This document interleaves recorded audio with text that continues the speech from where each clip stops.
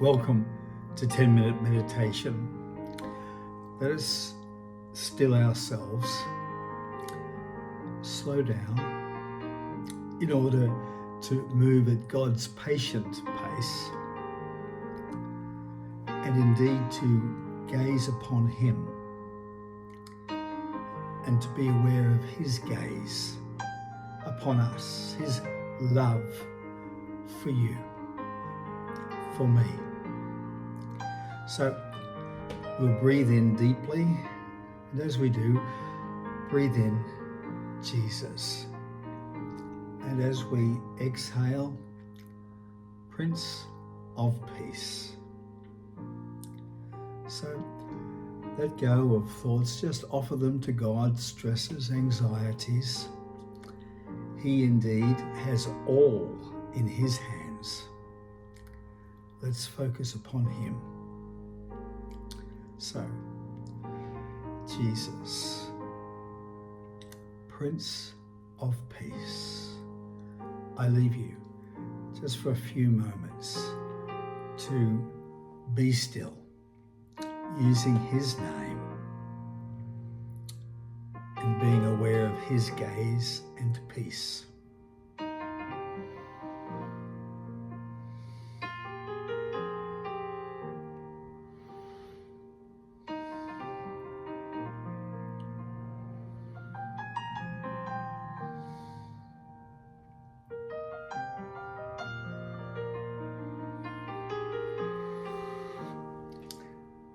Amen. We pick up our reading again in John chapter 6, and today from verses 60 to the beginning of 64. Listen to the reading as I read it slowly. Just be listening with the ears of your heart. When many of His disciples heard it, they said, "This is a hard saying. Who can listen to it?" But Jesus, knowing in Himself that His disciples were grumbling about this, said to them, "Do you take offense at this?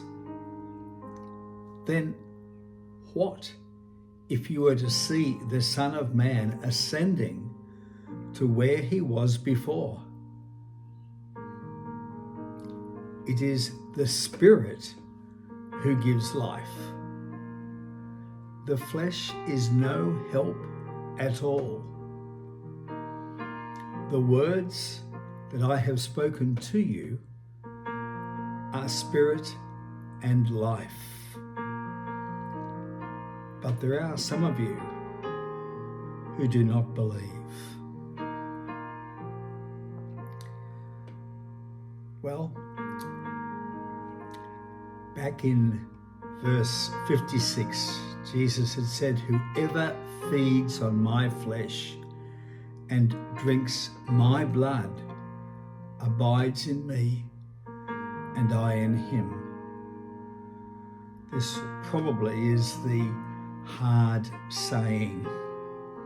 How do we drink your blood? How do we eat your flesh? This almost is just anathema to us. But as Jesus said, these words are spirit and life.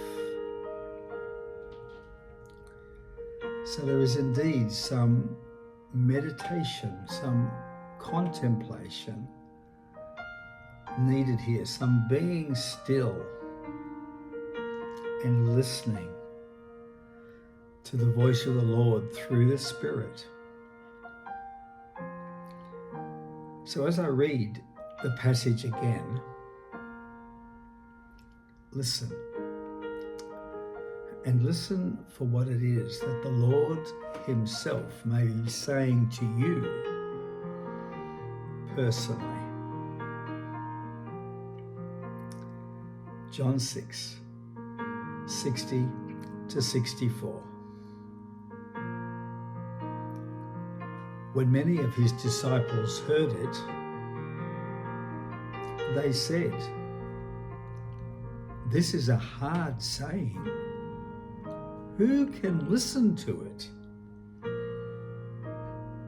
But Jesus, knowing in himself that his disciples were grumbling about this, said to them,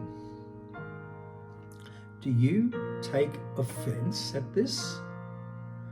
Then what if you were to see the Son of Man ascending to where he was before? It is the Spirit who gives life. The flesh is no help at all. The words that I have spoken to you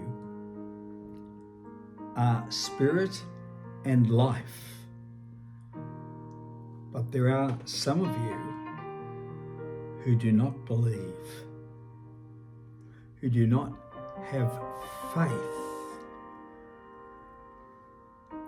The disciples to whom Jesus was speaking here were not the 12 apostles, or perhaps to one, Judas, the 12th, but they were generally the people who had gathered around him and were following him.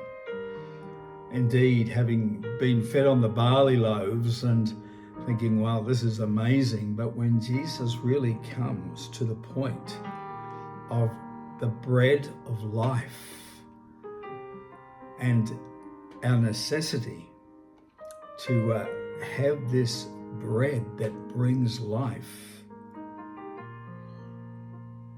it started to become too much. This is a hard saying. Who can listen to it? I guess there are many things in the Christian life that are hard, paradoxical. In one sense, Christianity is a very simple faith, but indeed there are challenges.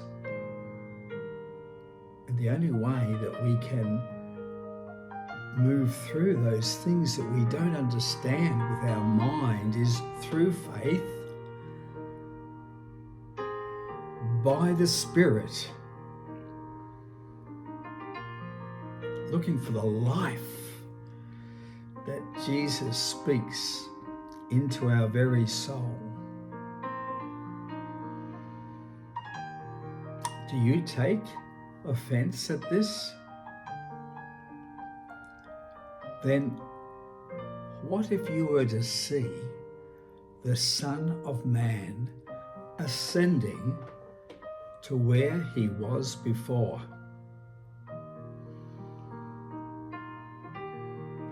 There's some debate about exactly what that means. Does that mean actually the ascension being the resurrection?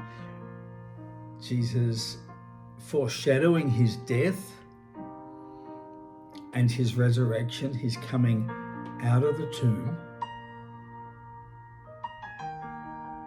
This is going to be vital in terms of faith and believing. Or is he speaking of his ascension back to glory? What if you were to see the Son of Man ascending to where he was before? When we grapple with these difficult things, again, it's only through the Spirit that we are going to find consolation, understanding. And it's through our faith in Jesus, through our faith in his death and his resurrection and his ascension to heaven. So I leave you to contemplate this now, to